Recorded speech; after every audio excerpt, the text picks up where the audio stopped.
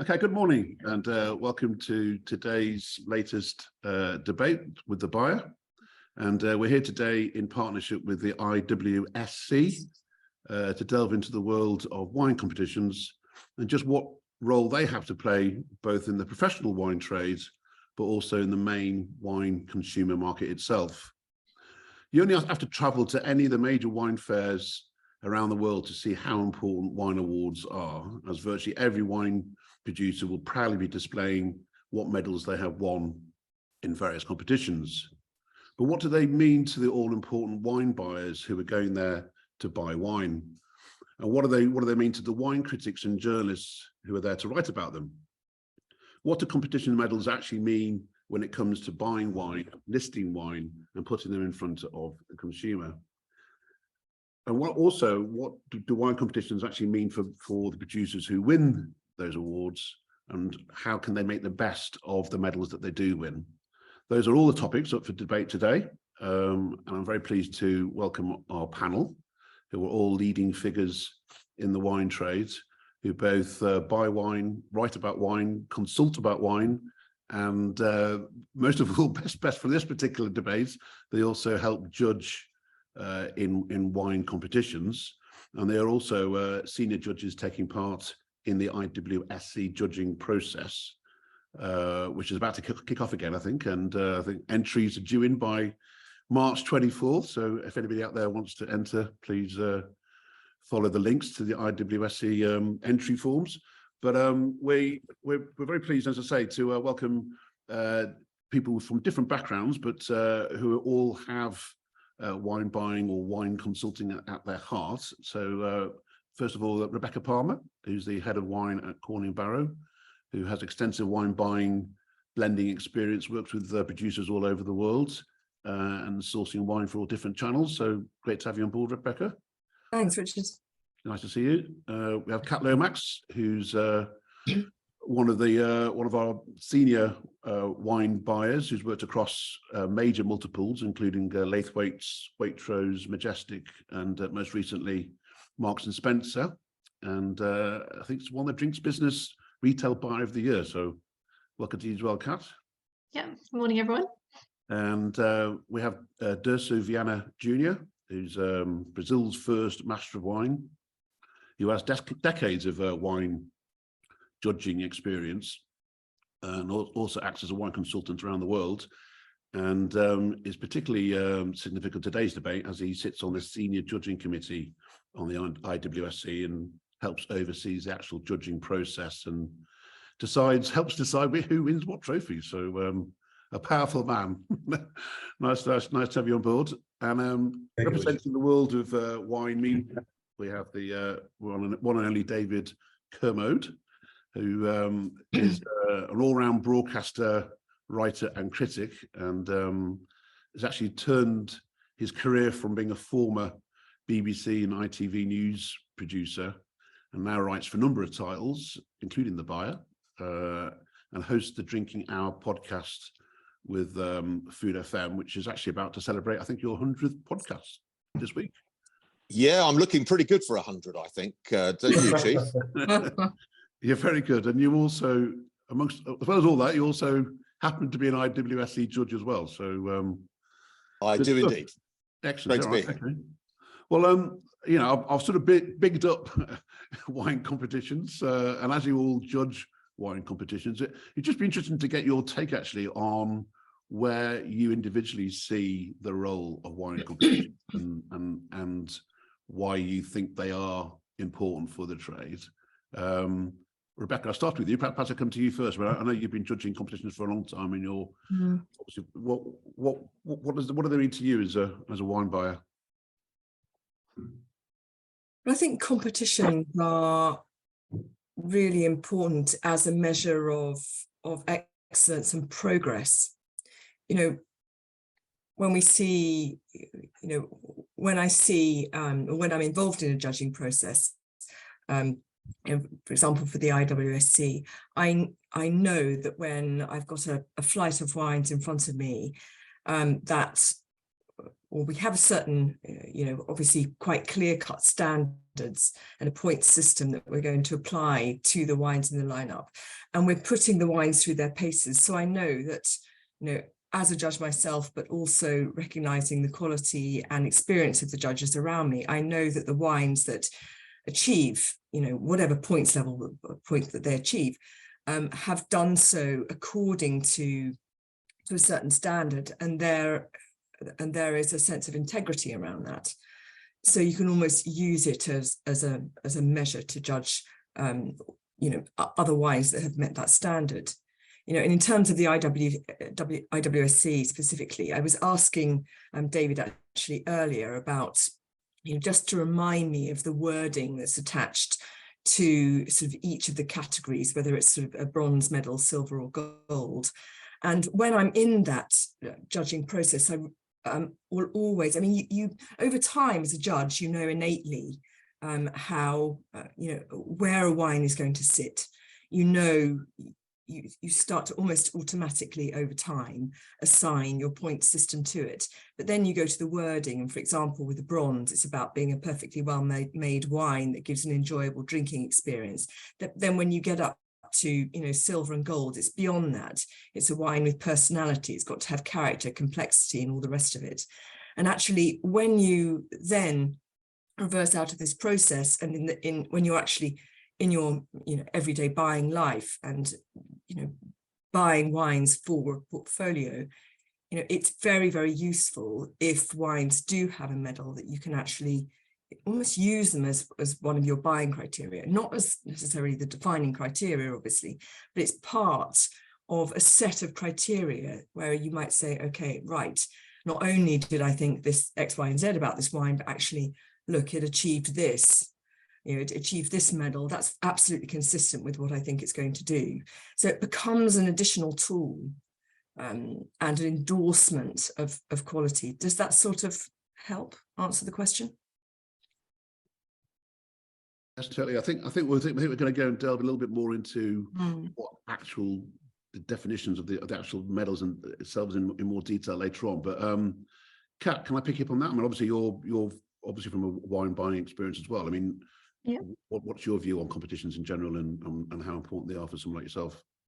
So I've always found them extremely useful as a buyer, and I think this is quite underestimated in terms of part of the work that you do. You do an awful lot of research looking at which producers you're going to work with, who's up and coming in a region, where are the quality markers that you are looking for and who are you going to find those with. So for me, competitions have always been a really great way of kind of accelerating my research process. In a way, it's a bit of a shortcut. If you find a producer who is year on year, creating wines that are winning silvers, golds, trophies, that just says to you, wow, these guys are really doing something amazing in terms of their quality.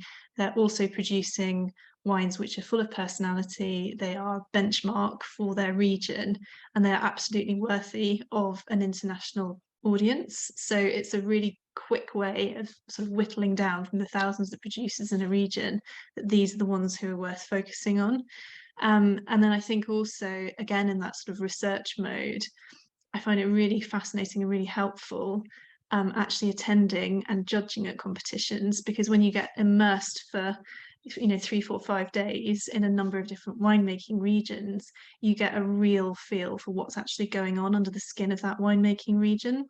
And it's a good way as a judge and as a buyer to be exposed to a load of wines that you wouldn't necessarily taste, a load of regions you wouldn't necessarily consider. For example, last year at the IWSC, I did a full day of judging China and Taiwan. So it was a really fantastic way to broaden my own repertoire, my own understanding of what's going on in the winemaking world, and actually to see really in advance of anybody else where the trends are and where the kind of the quality stars are that you can kind of spot from a distance and think, well, that's worth keeping an eye on, that's worth considering. So it just really kind of bolsters your knowledge as a wine buyer, puts you in touch with a lot of what's going on.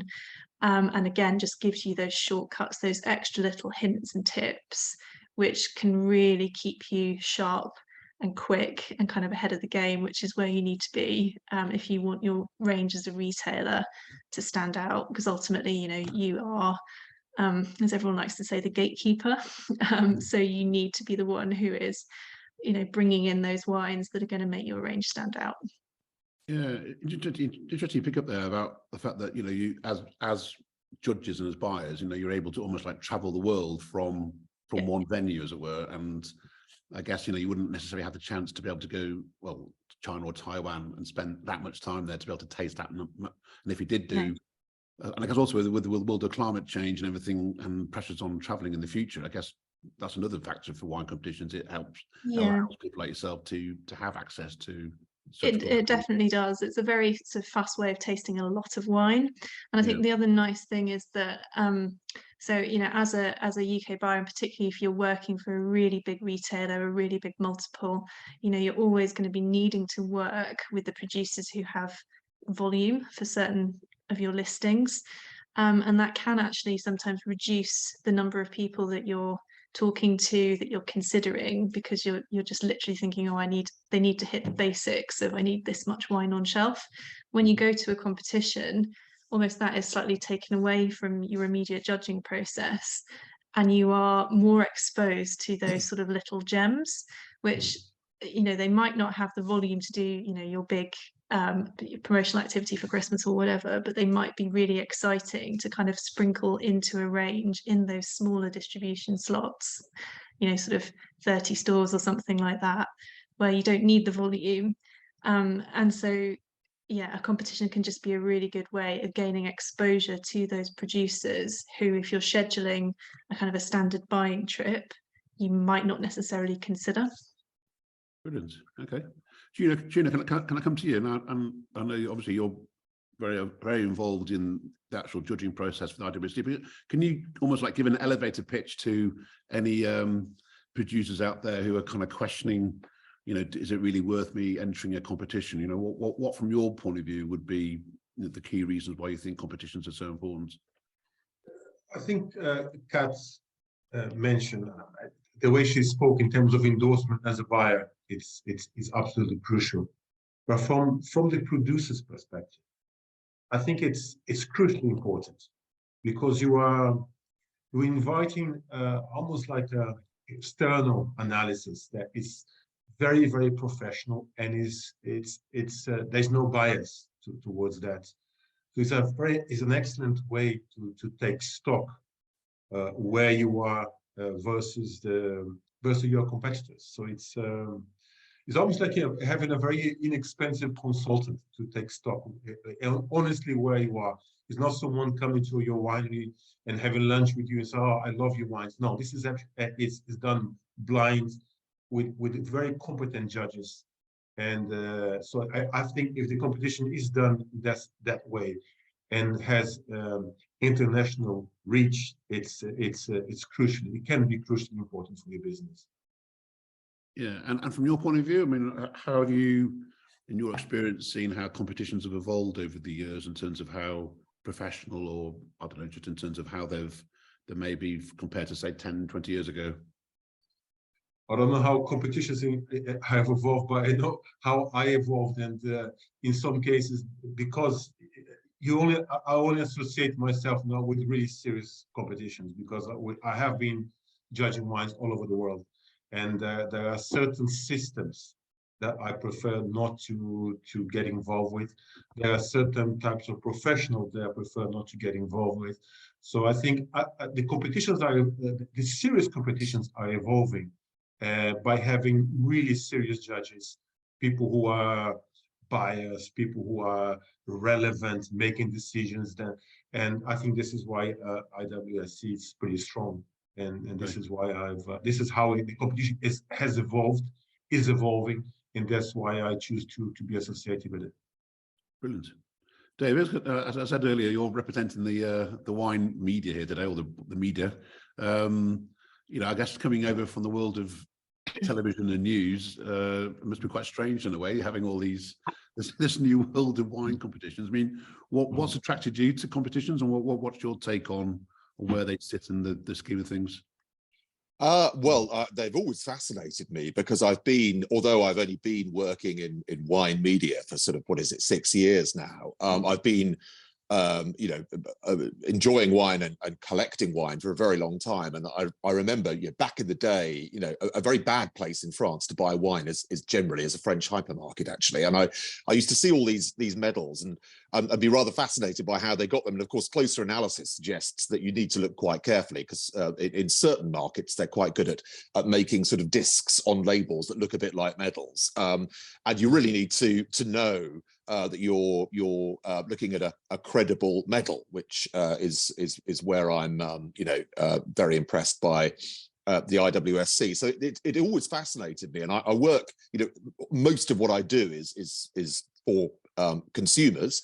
I don't buy wine professionally, and I'm therefore in a minority at the IWSC because I would say the overwhelming majority, probably about 80% of those assessing the wines are professional buyers. I come at it from a slightly different tack because I kind of communicate wine effectively. But I know I did a little bit of research just to look at some of the sort of scientific analysis that's gone into the impact of a medal, and it's very interesting, but it doesn't tell you anything you wouldn't kind of expect to be the case. But I know anecdotally from the people I talk to, there is a medal means a lot. And if you're as wine professionals, we could spend hours in a wine aisle if we had the time looking at all these different wines. That's not obviously how most people buy wine, and therefore when you have a blizzard of choices, that medal and the credibility, especially if you get to trust a particular brand,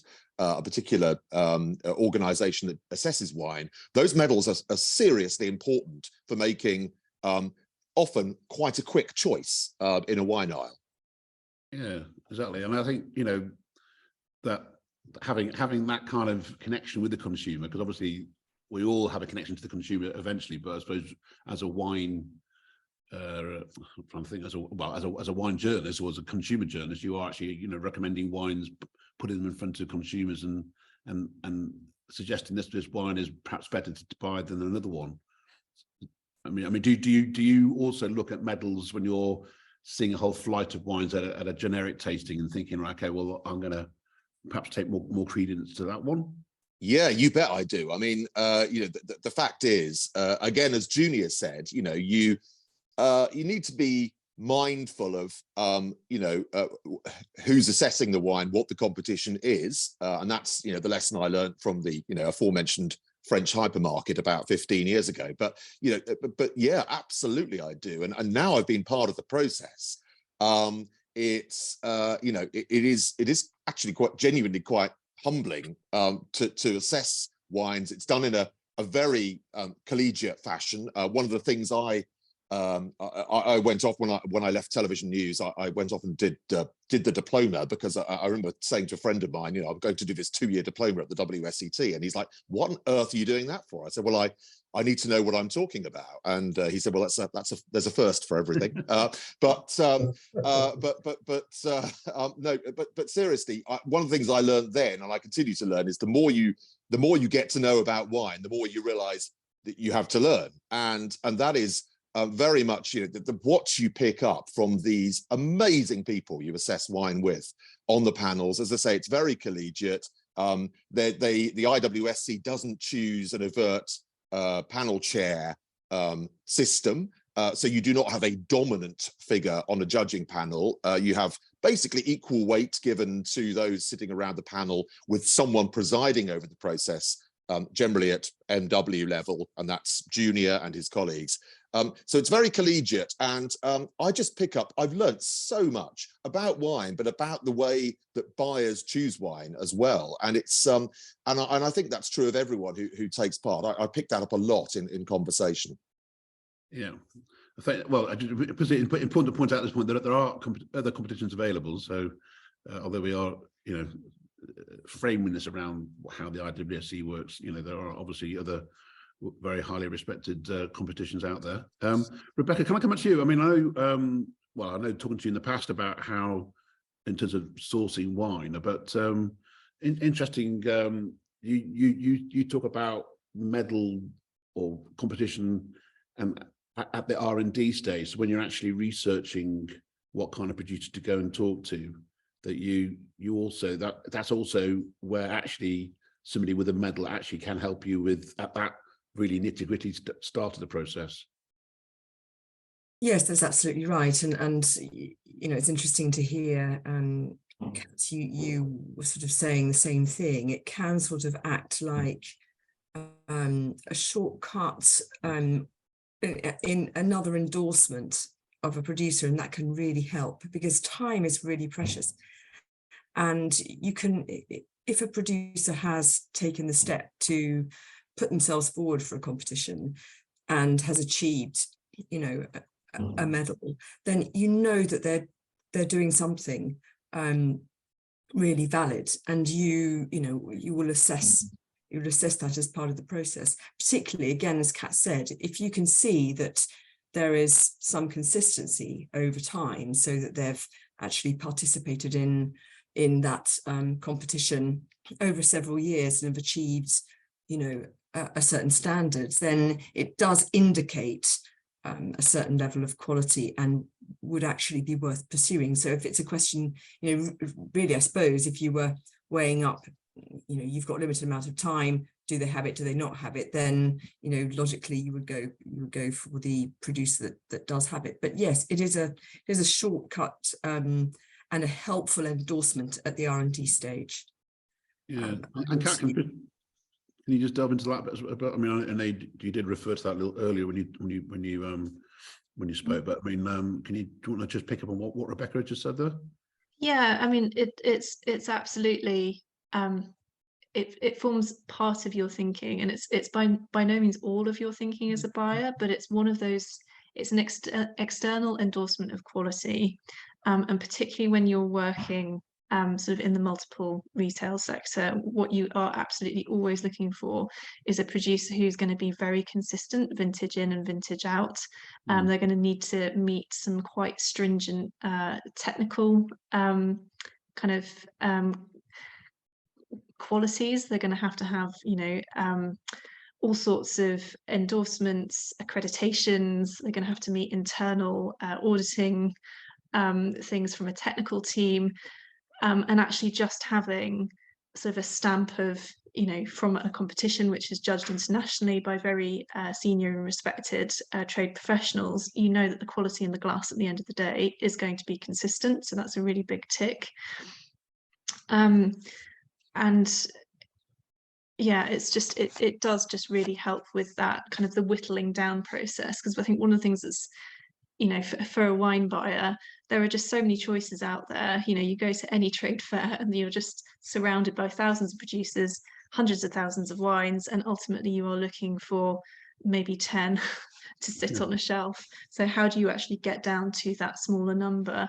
And when you have those kind of external endorsements, it really does just help that process. I would also say it's particularly important for buyers who are looking for partners and long-term partners to support them in the delivery of own label wines. So it's a very different game when you're looking for a partner to actually produce an own label for you, because an own label wine from a supermarket perspective, that absolutely has to be a shining endorsement of what you as a supermarket stand for. So the quality has to be there. Ideally, there has to be some kind of, you know, story to the winery that you're working with. Are they, you know, seriously renowned for the style that they're producing? You know, if they are medal winning, trophy winning, they are recognized as being the producer to work with from that particular region, then that is an extra reason why you as a wine buyer would want to go and talk to somebody about producing, you know, an own label product for you.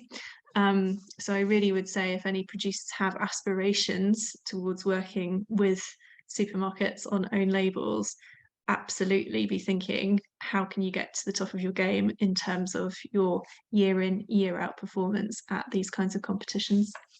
Yeah, it's interesting actually, because you always, it wouldn't necessarily think that somebody's won a gold medal or a trophy being like, you know, the own label supplier, but as you say, it's absolutely makes sense. But I suppose also the key thing there is if you won a trophy or win a gold medal one year, it's not like thinking, oh, great, we've done that now, but that's ticked off the box. So we don't actually need to enter again. It's almost, you're almost saying that it's kind of that consistency. You need to be showing, I guess that's important as well. You need to be able to, let's say, okay, you got a gold medal in 22, 21, 20, not just. Yeah, exactly. And, you know, I'm not by any means belittling the achievement of winning, you know, a gold medal or a trophy. That is always fantastic. But where it becomes really powerful is with that consistency and that year in, year out performance, because, you know, we all know how many wines get entered into competitions and how few come out with trophies and gold medals and even silvers, actually. So, you know, to be performing at that level as a producer, you really are sort of at the creme de la creme level, and you know that's where people start to sit up and really pay attention to you. Yeah, I'd agree with Kat absolutely in that. I think, you know, it's the consistency, but also, you know, you really know the difference between, I mean, and again, not all competitions are made equal, but in the IWSC, you absolutely know what a wine is if it got a bronze, what it is if it got a silver, and what it is if it got a gold. For me, you know, I tend to be erring towards silver and above if I'm looking at an endorsement in terms of you know, of the something extra special, because you also know that if a wine has got to that level, then it may be going, it may be on the up as well. And it's interesting to see how those wines are progressing year on year. And I'll certainly consider them very seriously if they do have a medal like that. Also because I simply know what goes into the process. You know, each wine is, well, if a wine doesn't necessarily sit clearly in a category, then it's debated.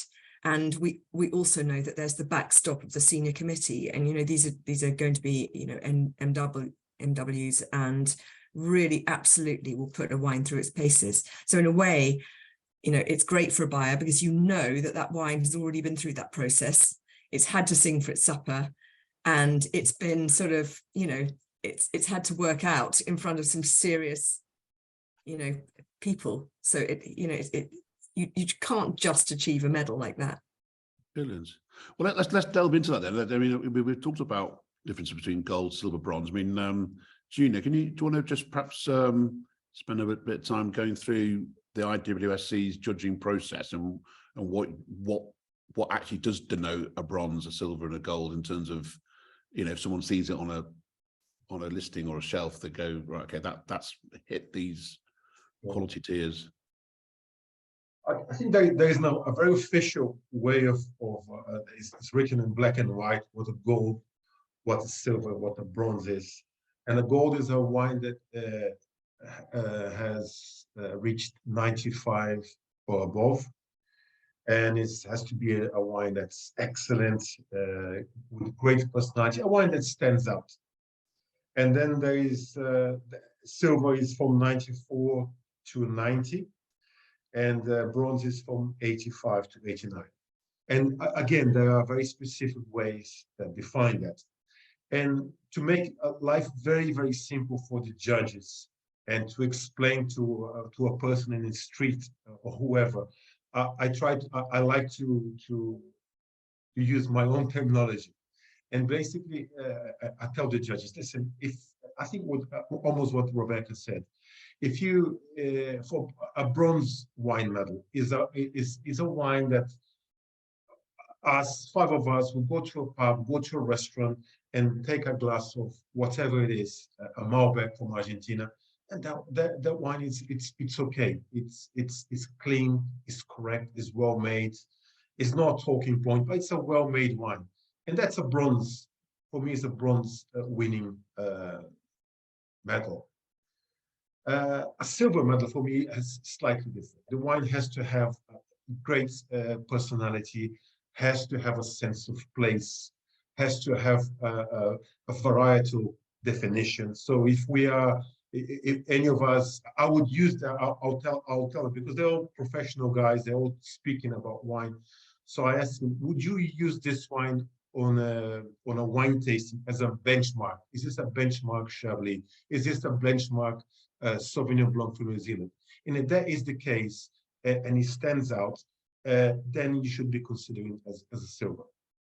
And gold, if you taste the wine, you say, "Oh, I really want to have a case of this wine in my cellar." That's a gold medal. If you want to take the bottle home with you tonight, that's a gold medal winning wine. That's the easy way for me to explain to the judges or to anyone, to my neighbors for that matter. So I think everyone can understand this simplistic way of talking about medals. Yeah, essentially you mentioned that for the expression of the variety, because I mean the amount of time you talk to producers and they say, you know, this what you're trying to achieve with this wine, and they'll literally, and I guess professional judges are the ones who determine exactly how close a winemaker has got to that. And I suppose, you know, there obviously there's Sauvignon Blancs from all over the world, but I mean, is it, so you're looking for, to not just a Sauvignon Blanc style, it has to be, if it's from New Zealand, it has to be New Zealand Blanc. Yeah, style, if it's Sauvignon Blanc style, okay, what is it? Is it from northern part of Italy?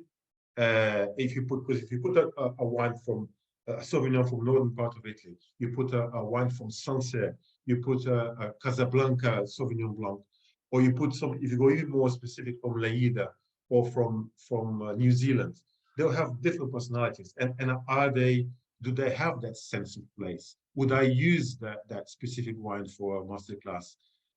Yeah, if there is that, if the wine is speaking of the place, I think it should be silver or above. That's very interesting. Yeah, I haven't actually heard that. David, I mean, I guess obviously, you know, from your perspective, you know, as a relative newcomer, I suppose, in terms of tasting wine and judging, you know, does that sort of ring how you look at things? Or what's your take on how you assess the wines? Yeah, I mean, absolutely, that sense of place thing. I've spoken to people in, you know, to punters, if you like, in consumer tastings. I've chatted on the radio about competitions, and it's always amazes people who aren't in this world. And we always need to remember they're the people buying the wine. You know, people who aren't in this world are somewhat baffled that we could spend, you know, a good sort of 5 minutes debating what Junior just said, whether this particular Sauvignon Blanc really screams of that particular place. And that, by the way, that debate might be around whether something's a bronze or a silver, for example, or even a, you know, a silver or a gold. If it's a debate about whether it's a silver or a gold, or if we just can't agree, then that's where the likes of Junior and the others who sit on the senior judging committee and preside over the proceedings, that's where they come in, because it's you basically call them in for a second opinion, or to settle the matter. And it's that's, I was talking about debate earlier on. That's what's when I first started judging, that's what surprised me so much, is the amount of thought, the amount of, obviously not with every wine, because sometimes it's clear cut, and frankly we'd be there all day if we did that with you know, every wine. But they do allow the IWSC plenty of time for that, because we never judge more than 65 wines in a day. Sometimes it's less than that. And I've judged elsewhere, and there have been a lot more than that. And I think that is something to give the IWSC some credit here. You know, that is something that is very special, and something to be trumpeted. That, and the fact that obviously we don't just judge blind. These wines get poured into glasses and brought to us on trays, so there's no second guessing. You know, when bottles are wrapped up, some bottles are quite distinctive. You know, they might be blue for something like, you can see sometimes the top of a bottle and make out a bottle. There's none of that. Everything's blind, totally blind, and out it comes on a tray. It's genuinely, for someone like me, I consider myself, you know, very fortunate to be doing it. It is I live and breathe wine, but I don't have the background that the others on this panel have, and to sit with these people and to assess wine with them and bring my perspective to their perspective and to learn from them is just a really brilliant experience. Interesting, yeah. Rebecca, can I come to you? I mean, they talk about the kind of the quality, the caliber of the judges. I mean, you know, it's all very well sort of saying, oh, this wine tastes exactly like a Veneto wine, or this wine tastes exactly like it comes from Suave or whatever. I mean, is it important for you, obviously, to have fellow judges who have the capacity to be able to do that, you know, and actually you can trust that their palate is tasting what you're tasting? Is that key to you having the credibility about what you're doing and why you're committing so much time to judging? Yeah, I mean, I think it's always interesting sort of joining a panel, because everyone has a different level of experience. Everyone has a different areas of expertise. They might have bought a particular country and you've only ever tasted wines from there and you've never actually sort of visited. So there are always very different levels of experience. But what is consistent is that everyone on those panels absolutely has the experience to be there and to be judging. So even though they might be bringing slightly different, slightly different experiences with them, they are all absolutely valid. And I think what's really great about these panels is your own understanding gets stretched. So for instance, I think last year I was tasting a South African panel. Now, that is not an area I've ever bought. I've never actually, to my shame, visited South Africa. Need to rectify that. That's on the to-do list. But the other people on the panel had. And for all that I was bringing my knowledge of South Africa to the table, my knowledge of those varietals, it was really helpful actually having the other people around the table who did know the country more than I did, and who actually helped expand my understanding of what was going on at this particular moment in time in Elgin, in Stellenbosch. And so there was challenge there across the table. And I think it's just that rigor comes from having that breadth and depth of knowledge and experience around the table, so that every wine is actually given its fair chance to shine and to impress. And people, aren't there with very narrow visions as to, this wine has to taste like this. Mm-hmm. Yes, we're looking for quality, we're looking for varietal character, we're looking for personality, sense of place, but there's fluidity to that, and there is definitely that stretch to allow for an appreciation of somebody doing something new, something exciting, something slightly different. And is that kind of level of teamwork, I suppose, Rebecca, in a panel? Is it almost like you're together? You obviously you have your own palette to assess, but you're actually working with your teammates, as it were, on the panel to come up. Yeah, I think you have to get used to each other. I mean, over the years, because of the way, you might rotate and meet different people, you're likely to be on panels with different people and know how they work. But you have to quickly sort of orient around that and, find a common ground, which can often be done at the start of a day. You might calibrate with a couple of wines and sort of sense check, how people are approaching the judging process, also their pace, which you need to agree, and also get everybody settled in to a sort of modus operandi before you absolutely start that. And interesting, the theme of expertise, because we are asked for our areas of expertise when we sign up each year to the competition. I think it's important that judges do, stick to that. And there should be a sense of integrity around that, because, there are certain idiosyncrasies in each region or with certain grapes that really are important in sort of evaluating, a sense of place, for example, which David and Junior were also talking about, and Kat. And so it's quite important that, you have that depth of knowledge. At the same time, I think, generally as a judge, you get to a level of experience. And I think that's all judges will have this, where, you've got to have a process for judging. You've got to have a sense of process as a judge and as a team of judges, where, you're getting beyond the fruit, you're getting into the structure, you're getting into, you know, what in MW terms is often called BLIC, balance, length, intensity, complexity, where you're actually judging a wine with a set of criteria that, you know, that goes beyond. And I think that's something that comes with time. And some competitions, you've got to start somewhere, you know, with junior judges, you know, they need sort of a little bit of help in understanding how to get beyond that immediate fruit hit, which can be quite confusing. So actually, I find the judging process to be, yes, to go back to your first point, there is absolutely a team ethos. We help each other. It's very humbling because you'll always learn something. As David said, you know, you'll always learn something that perhaps somebody has, you know, been to a region recently that you went to 2 years ago, 3 years ago. They're bringing the latest intel, what's happened in this vintage, you know, what could be showing up in this particular set of wines, because this is from one vintage, the next one's from the next vintage, and the differences between them. So, you know, wine being that wonderful but infuriating, never-ending, you know, a kind of changeable feast, movable feast, you know, it really helps to have those insights. So we kind of move about, we jostle about, we learn about each other, you know, and we try and find a way forward in the moment.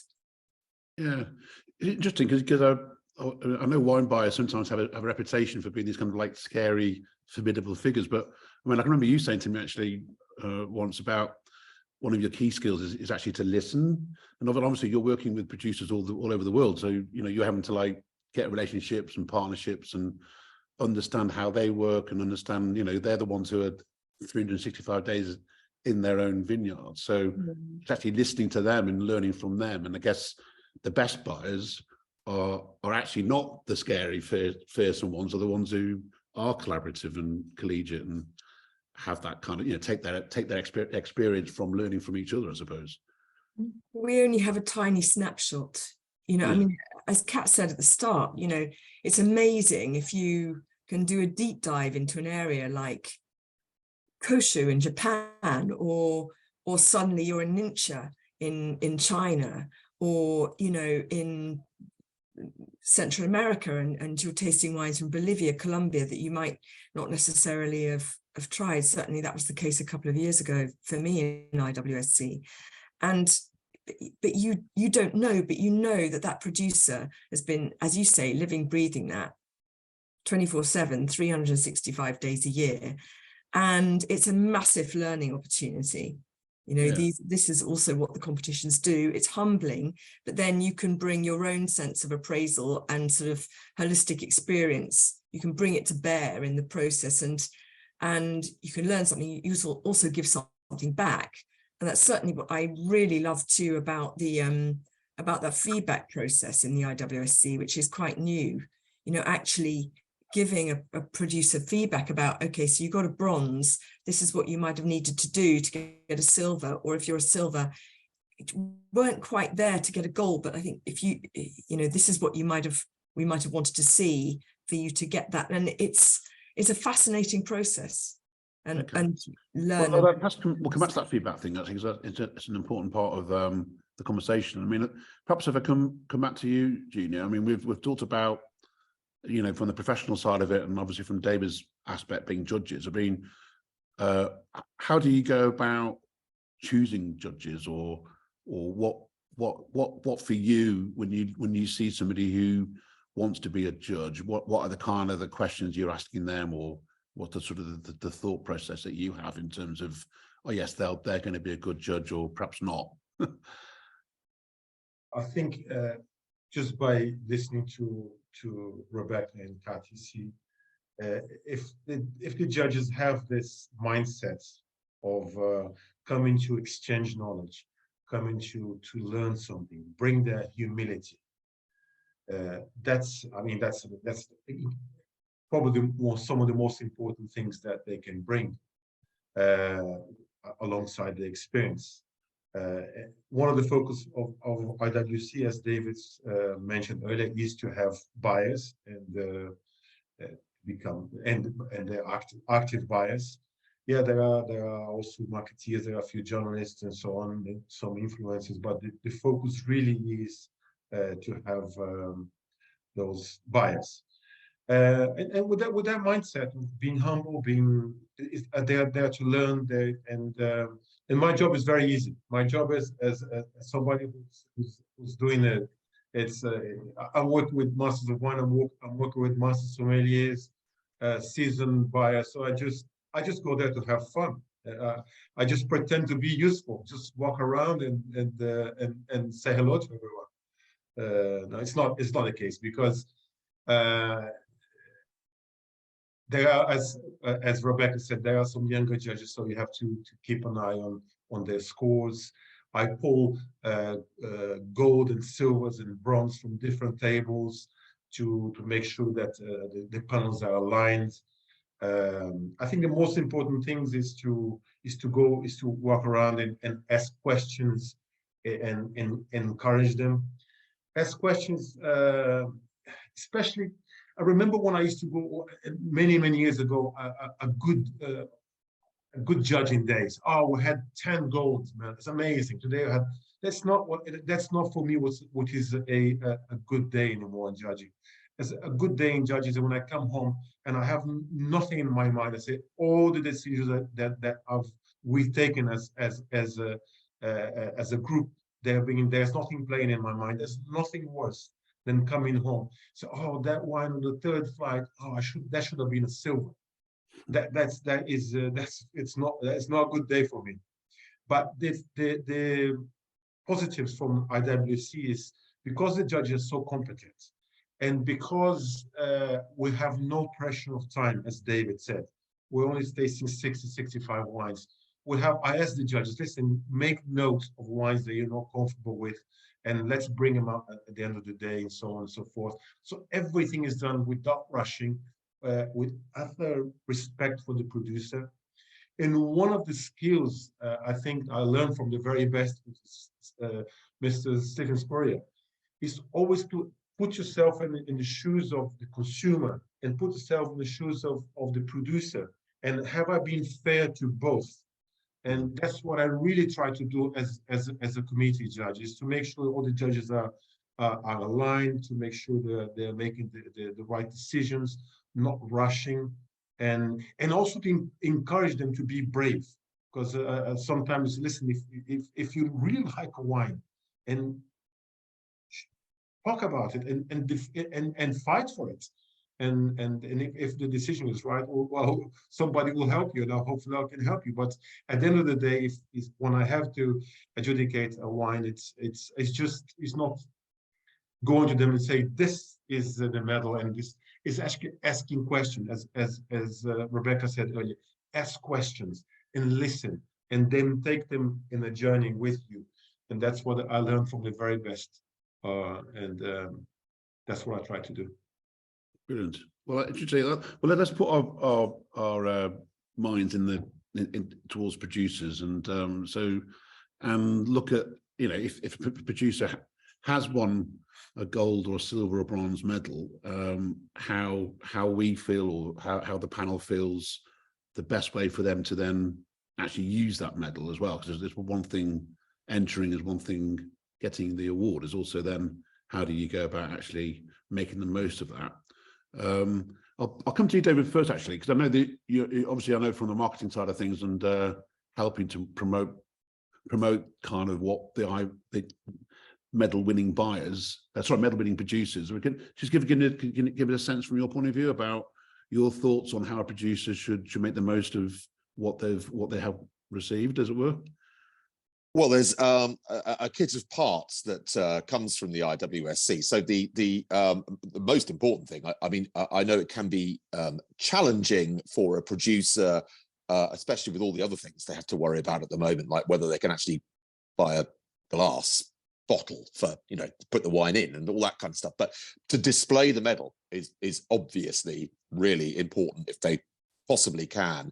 But then there's quite a lot that the IWSC does, aside from the feedback process, which Rebecca had mentioned, which is really important. There's promotional support, including my own podcast where we mentioned some of the medal-winning wines. So that's just one of the sort of kit of parts at the IWSC, because the organisation and its boss, Christelle, believe very strongly that, you know, just assessing a wine, here you are, this is what your medal is, thank you very much, see you next year, is not really going to cut it. So the organisation does a lot to support those medal-winning wines. I think I've been quite impressed by that, and even now to connect people who have unsigned wines to buyers. It's in its early stages at the moment, but it's I think that's really important, because the people who enter these wines, yeah, bust a gut to make them, and we respect the wines when we assess them, but the organisation, I think, has to do and does do more than that. So I think you know, it's absolutely key that it ends up being an integral part of the marketing process for a wine. And I work with one of the UK bottlers and wine producers, Lanchester Group. They got a new wine, a South African Sauvignon Blanc that at its debut appearance, I happened to be on the judging panel, but of course I didn't know because we're judging blind, got 93 points, a silver medal. I remember saying to them afterwards, that's incredible. You know, you've got to do a lot with that, because it's a robustly judged competition with very high standards. To get a 93, to get a silver, is really impressive, especially for a remotely blended wine, you know, conceived in a pandemic. In that case, Moloko Bay Sauvignon Blanc. So I think the IWSC will help, but I think the producer has to think, how am I going to use this, and what am I going to do with it? And the retailers, obviously, if it goes into retail, can be a key part of that. But I'm not the expert on that. Yeah, I mean, Kat, can I ask you? I mean, from your point of view as a buyer, I mean, what's the most effective way for a producer to be using those medals, and what would you be expecting them to be doing? I mean, I think it almost falls into two camps. So the first is, if you've already got a listing in a supermarket and then your wine wins a medal, step one, and you'll be surprised not everybody does this, is to actually inform your buyer that you've won a medal. Fairly critical point, but sometimes there's not that communication there. But really it's about making sure that your buyer and actually the PR team for that retailer know about the award that you have won. Believe me, retailers, PR departments all want stories. They all want ways to sell additional wine. So if you can tell them, look, I've just won a gold medal, I've just won a trophy, they will automatically want to do something with that. What are they going to want to do? They're definitely going to want to see your medal on the bottle. It's one of those things. People are like magpies. They are only standing in front of a shelf of wine for maximum 30-40 seconds trying to work out what they're going to drink that evening. If you can put a gold sticker with IWSC saying this is an outstanding, exceptional quality wine, the eye will track to it, and it will be one of those things that will push consumers over the edge in terms of making that purchase. There are also, in certain supermarkets, you can do shelf edge tickets to shout about the fact that you've got a wine. They will usually be able to include a tasting note, something a bit more extensive about the wine. So again, it's just sort of selling that story. PR departments now will be putting out news on Instagram, on TikTok, engaging with their audiences. And, you know, as big retailers will now have, they do have large followings. So if you can get the information to them as a producer, they will actually really support you and try and market, you know, your joint wine together. The second camp really is, if you don't have a listing, but you win a great award, what do you do with it then? You know, there are usually tastings at international wine fairs where you will have a gathering of medal-winning wines. They are great for buyers to go along. I've been along before, and I have actually done some purchasing from those sorts of tastings. So if you have the opportunity to do that, definitely get involved. I would also say that try and work out which retailers are interested in buying parcels of wine. So this isn't where you have necessarily an ongoing listing. It's where a retailer is looking for something to add that extra little bit of sparkle, bit of magic to their range, and they want to bring something in a limited quantity, sell it through, and then find something else that's exciting and interesting.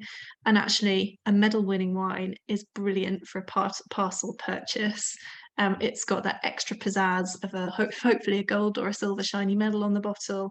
Again, it's great for a customer, great story.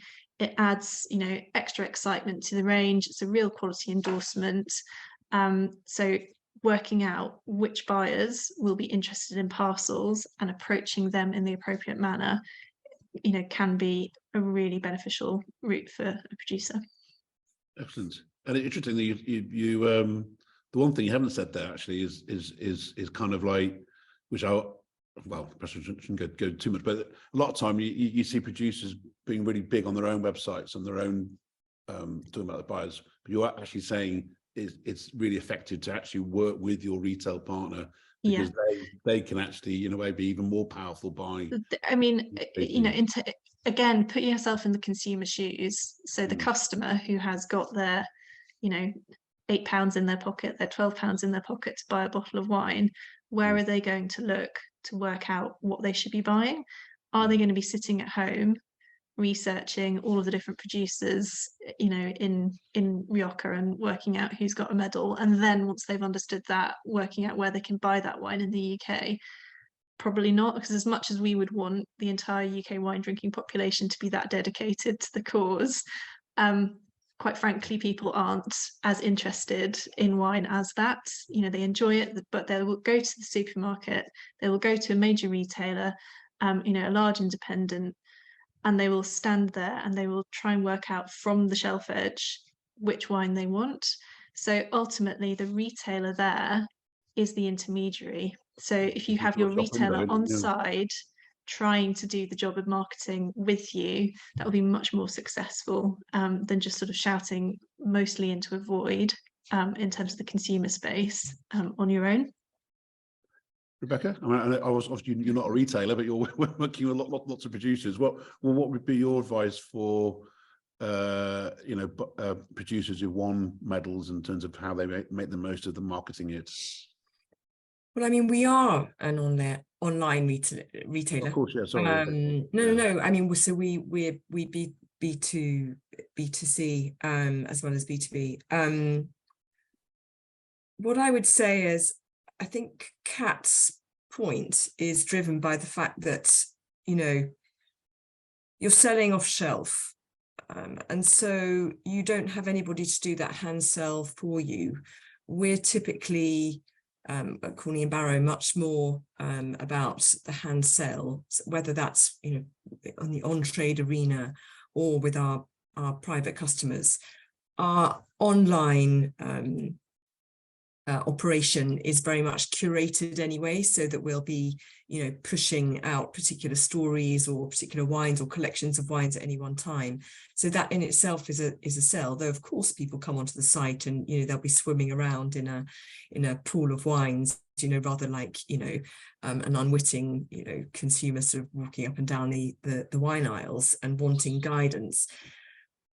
I would say that a medal acts more in our arena as an endorsement, and a very, very good endorsement again for the buying process.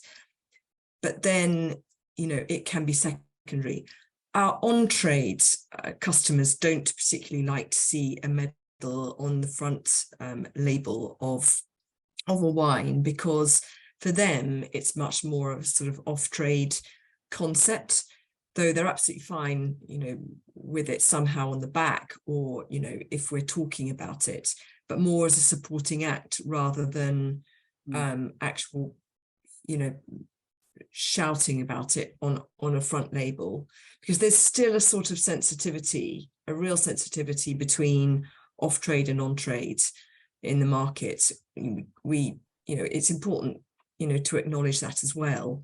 So where a medal is a huge endorsement of success, of quality, of improvement, all these qualities that we've talked about here today, I think have to be mindful of the way in which different sectors want to sell wine and want to or can sell wine to their end consumer.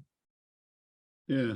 Richard, to add to what Rebecca said, because I've been buying wine for over 20 years, mostly for the on-trade also. And I agree with what Rebecca said to an extent, if it's the front label, back label. But one of the things is it gives you an opportunity to reignite sales with the salespeople, because those, as a buyer, you still have to convince the sales guys to go out and do the job for you. So that is a massive endorsement. So the way you do it may just be a communications to the sales guys, but it gives a great opportunity to reignite sales. So I think the number one message is don't waste time. It's strike it where the iron is hot and go and talk to them and tell the whole world. And I think one more thing to add also, if you hopefully unlikely event that you have not won a medal, with the new system with the IWSC of giving feedback, which is amazing. This is a massive opportunity as a producer for you to read your feedback and go and do your homework. Go buy the wines that actually won silver and gold, and do your own homework. So there's many things that you can do if you want a significant medal, or even if you haven't won a medal. So, and how's that feedback working then? I mean, do you, when you're judging, are you asked to share your briefing notes? What's the sort of, no, not share your WhatsApp hopefully, but you're sharing your briefing notes, or what? No, in the past was it's just the wines have won bronze, silver, and gold, and that's what was shared, and that was it. So the revolution that Christelle Guibert brought, which is admirable, and I think it should be done more and more, is to give feedback every wine, that even if you haven't won a medal. So there is one member of the judging on the panel that is responsible for gathering the notes. So if the wine have not won a medal, they all discuss that specific wine, and then one of the judges write down a collective note to give the producer that feedback, and I think that's amazing. Yeah, Richard, that role quite often seems to fall to me on a judging panel. I don't know if it's because of my wonderful sort of diplomacy and tact, or whether it's because I'm a wordsmith, or whether I'm just gullible. But it is, we do work very hard. I mean, I've been judging for a while now, and actually, a few years ago, you might find that someone had written down horse's bottom for a wine they didn't like, or something like that, which is not especially useful to a producer. Whereas if you can go back and say, do you know what, we did not feel that the oak here had been properly integrated. It had this particular characteristic. You might want to consider whether that is the characteristic you want to project in your wine. I genuinely really hope that if you haven't got a medal, then at least you have got some really useful sort of criticism, some useful feedback, and we really try hard at the IWSC to make that. If you haven't got a medal, it will be disappointing, but to bring you something that will at least hopefully be useful. Yeah, in a way, it's almost like putting yourself in front of Dragon's Den. I mean, even if you don't get picked up or invested in, you can go away with so much. It's almost like a kind of a testing ground, isn't it? So whatever judging the entry fee. I mean, Rebecca, you mentioned earlier about how every wine is genuinely assessed in its own way. You have the time and so I guess when you've done that, it makes sense to share that knowledge back to the producer. Yeah, no, I absolutely believe in that. And I mean, at the end of the day, you put yourself, and it's so interesting, what you said. Was it you, Junior, who said what Stephen said about putting yourself in the producer's shoes and in the consumer's shoes? I mean, you just have to do that and think, well, I mean, we want to help consumers. We also want to help the producers, and every wine has something to commend. So, well, generally speaking, otherwise it it probably wouldn't be in the competition in the first place. But then if you can, you know, look at it holistically and think, okay, so this didn't quite get a medal, why didn't it? And as David said, you know, you find those things, what did they do too much of, or what didn't they do enough of? What can we do to draw them out further and to help them along that path of improvement? And the last thing we'd ever want to do is to make anyone feel, you know, less than. It's about, you know, positive, you know, criticism and helping people on their way forward. And I think we managed to do that pretty well. I mean, you know, it's a learning curve for all of the judges to be able to participate in that process, but it's so important because it also feeds the way in which you judge. And it is a humbling process. You should approach it, you know, with some humility and think about how you're going to give that feedback afterwards. Yeah, and I would say as well, just very quickly, I think the way that you judge at the IWSC and having to give that feedback on the wines that don't get a medal, it means that it's actually the only competition I've ever judged in, where as a panel, you spend as much time discussing the wines that don't win a medal as the ones that do, because it's all too easy in other competition circumstances. If you all agree a wine shouldn't get a medal, it's just literally, it's knocked out, that's it, you move on, and it's a very rapid fire thing.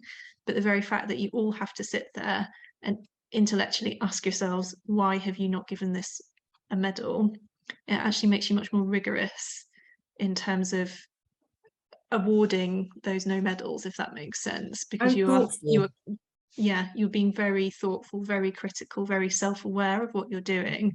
It slows the process down, and it just does mean that every single wine gets input, thought, and genuine consideration, no matter what level it is, in terms of if it's no medal or if it's a gold medal. Interesting. I think you talked about at the beginning about the sort of integrity of different competitions, and I suppose having that level of integrity to do that. I mean, I can think of all the journalism entries I've sent in over the years and never heard anything, and like all the lines on my forehead, like wondering why I wasn't chosen. But there you go. I'd have brought my violin along if I thought we were going down this route. Well, I know. Well, you know, that's another competition between us two, Chief. We can. What could have been? Just to finish off, then. I mean, it's a fantastic conversation. I could carry on for ages. Actually, it's so interesting to hear how you all approach it. Because as somebody who's never actually judged a wine professionally in my life, it's fascinating to hear how you go about it. I mean, just looking, some sort of final thoughts really on competitions, but also perhaps picking up on that kind of feedback angle. I mean, are there other areas in where, if say we're having this conversation in 5 years' time, you know, how you see, or what's the importance for competitions, how they can evolve and play an even more significant part in the trade? I mean, Gina, can I throw that at you first? Yeah, it's. I think it would evolve as much as to the level of the knowledge and the humility and the professionalism of the judges. So it would evolve that way. I mean, as long as you have one good professional, let's call it the magnet effect, and that magnet effect at IWSC has been Crystal Guibert. She took over the competition a few years ago, and she brought amazing judges with her, and people believe on her work and trust what she does. And as soon as Messi or Ronaldo goes to play for one team, all the good players want to join that team. So I think that's important. And her way of thinking, what we just discussed now about not giving feedback to non-winning wines. It's a key to any business, key to success of any business nowadays, which is adding value. She's adding amazing value to this competition, And I think any competition that's worth its salt in 5 years' time will have to think about adding value. And that would include also what David mentioned earlier, which is the directory of the producers who have actually performed well during the competition. They are looking for distributors. So it's actually playing a role just to help the producers to achieve their own goal, not so much improving quality, but also getting distribution or changing distribution if they are not happy. So it's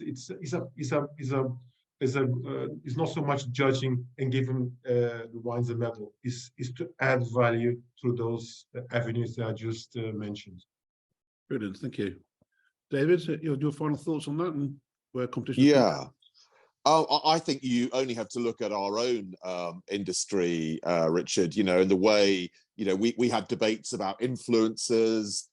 There were, prior to me being in this industry, debates about bloggers, you name it. We have to, we evolve in the way that wine is communicated, and competitions are evolving. And if they don't evolve, they'll wither on the vine, to use a topical analogy, frankly. And in fact, there are competitions, you can probably think of them, that have come and gone. And I think, Junior's right to mention Christelle Gibert and what she's brought to the IWSC. I mean, God help you if you go into that room, sort of arrogant, trying to mansplain wine, thinking that you know it all, whatever, because you're not going to be there for very long. I think that rigorous assessment of wine, and communicating just how rigorous it is something that's really important, and then adding sort of adding bells and whistles with the time, like, as we mentioned, the trying to help unrepresented producers and so forth. That's where the competitions can't just assess wines; they've got to do a lot more than that. And the IWSC has understood that, I think. Yes. Rebecca? I think one more thing that I forgot to mention, thinking about now, it's this again a new way of thinking that Christelle brought, which is actually judging the competition in certain specific areas. So I know some of you have been, I haven't, but judging South Africa, judging in Italy. I know this year we're going to Argentina, we're going to South Africa again, we're going to Austria, and that is actually again it's good for the judges, because they're improving their knowledge, and also is massively important for the producers to have judges there, and they are not judges, they are most of them, as we already mentioned, they are buyers. So they'll go there to do a job for IWSC, but also they'll be going there to have new relationships with producers, and perhaps finding wines. So it's another way of bringing the buyers and the producers together. And I think that's genius. Yeah, I'd certainly agree about that. Whether it's about unsigned talent and having tastings for them in the UK after, or whichever country, after the competition has ended. I mean, I think it's really bringing that whole supply chain and value chain together in ways that competition didn't used to do. And as you say, Junior, taking a judging panel out to a country to judge that particular country. Apart from anything else, it's sustainable. It's not hundreds of producers all sending their wines to the UK. It's just a few people, going out there, and there are lots of genuinely important and valuable relationships that can result from that process. I think it's pushing boundaries, it's changing things, it's examining the status quo and disrupting it. And Christelle has definitely, paved the way for new thinking and new ground, and the committee that she works with. I mean, you're part of that whole process. Yeah, not to mention the amazing, all the judges, all of you guys, and also my fellow masters of wine who preside over the competition committee, which is, I think you mentioned the names, Ali Cooper, Alex Hunt, John Hoskins, Essie, Sarah Abbott, and they are amazing professionals. They are there to share their knowledge and to do a great job together with the whole group of judges. And this is I think it's a very, very good environment to work, and I'm happy to be part of it. Yeah, I'll give you the final word. Oh, final word, gosh. I was just sort of sitting here thinking in terms of, what is the greatest strength of a wine competition, and actually, what can they really bring, to a very complicated, very complex trade that's very hard to navigate. And again, just sort of, putting my consumer hat on, I think competitions where they can succeed and where they can really differentiate is by the fact that they have one singular voice. So, there is, one voice from the IWSC every year, which says, look, we've tasted wines from all around the world, and these are the wines that we have picked out as being trophy winners, gold medal winners, silver medal winners. And actually, if you think about it again from that consumer perspective, that is very different to trying to pick your way through all the commentary that exists about wine. Jancis Robinson's got an opinion, Tim Atkins has got an opinion, all these different journalists have opinions, and they also have a singular palate.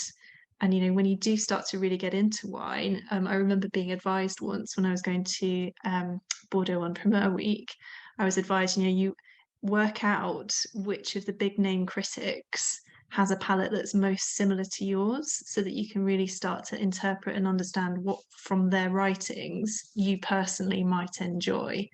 Now, that is incredible as a thing to do. It's very hard to do as a consumer. And so as a customer, if you're trying to pick your way to find something that you're going to enjoy, and you're reading, lots of press and lots of things going on, if you don't understand what their palate profile is like, and how it sits with your own tastes and preferences, it can be quite a confusing guide. But where you have a medal, which, a wine has been assessed by a global panel of experts, it's been judged within an international context, that is, I think, a real ringing endorsement, and it's a much easier message for a customer to get hold of. So actually, I think that is something which is really quite unique about competitions. They do have this global voice, this really kind of collegiate voice. This is the entire wine trade. This is however many buyers judge at the IWSC every year. This is all of us telling you this is a great wine, and that is something to kind of really get across to a customer. It's a much simpler message. It's going to have much more cut through, and I think that's really powerful. Brilliant, thank you. That's very, very nice assessments and summary. Well, thanks a lot. I mean, fantastic. I mean, as I say, we'll carry on talking for another half an hour. I mean, it's been really interesting from my point of view, as I say, to sort of draw back the curtain of what really goes on from the judging process and the whole thinking. And I really pick up on your thoughts, Rebecca, about how the competitions are actually really part of the whole value chain of the industry, the supply chain. It's they are an integral part of producer right through to the consumer, and a really important part of that. So hopefully for everyone watching, you've well, probably not learned as much as I have, but it's been fantastic to be able to share and listen to the expertise this morning. So thanks for your time, and thanks for watching, and thanks for taking part. Thank you. Thank you for having me. Thank you. It's really interesting.